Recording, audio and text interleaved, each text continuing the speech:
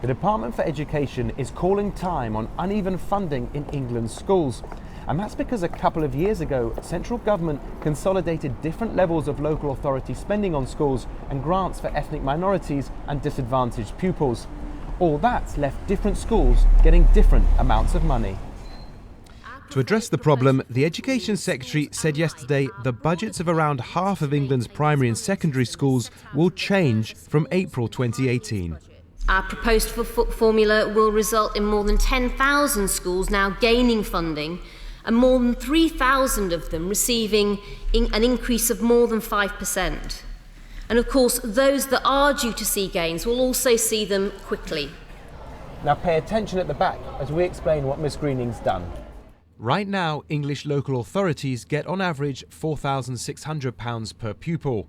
Tower Hamlets, Hackney and Newham all get more than £6,000 per pupil. And Nottingham, Birmingham, Manchester and Liverpool receive more than £5,000 per pupil. At the other end of the scale, Wokingham, Poole and West Sussex have less than £4,200 per pupil. Lincolnshire, Derbyshire and Barnsley are on less than the average. And to underline the disparity, let's look at one example in particular, Knowsley in Merseyside. Even though it gets just above the average, it has similar levels of deprivation to Tower Hamlets in London, but the local authority there spends over £2,000 more per pupil. Don't lose focus. Let's turn to what's happening now.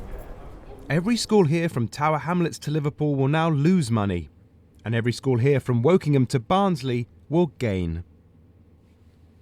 Natalie Pereira, now at the Education Policy Institute, was a civil servant at the Department for Education, where she worked on the funding formula 5 years ago.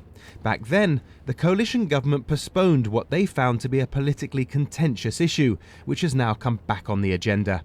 So what's her reading of this? The losses are definitely urban, metropolitan areas, London, Manchester. The gainers are a bit more diverse.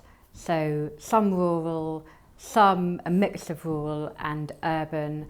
Is more money going into deprived areas? And if so, where's that money coming from and how is it being allocated? There's more money going into the deprived pot, and that's coming from the general pot for all pupils. And when we look at how that pot is being spent, it looks like compared to now, there's a bit more money going into the least deprived neighbourhoods and a bit less money going into the more deprived neighbourhoods on average. Does that fit in with the rhetoric of helping the just about managing families? Yeah, it seems like that's what's driving, or what might be driving, this decision.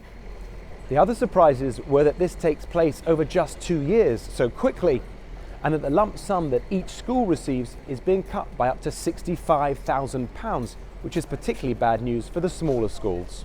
So what happens next? There'll be a 14-week consultation on the proposals and a final decision before the summer. Then councils will no longer distribute money to schools by 2019. Which means that many of the 20,000 primary and secondary schools in England, as a result of this settlement and inflationary pressures and extra pension costs, will have to seriously consider cutting staff, increasing class sizes and narrowing their curriculum.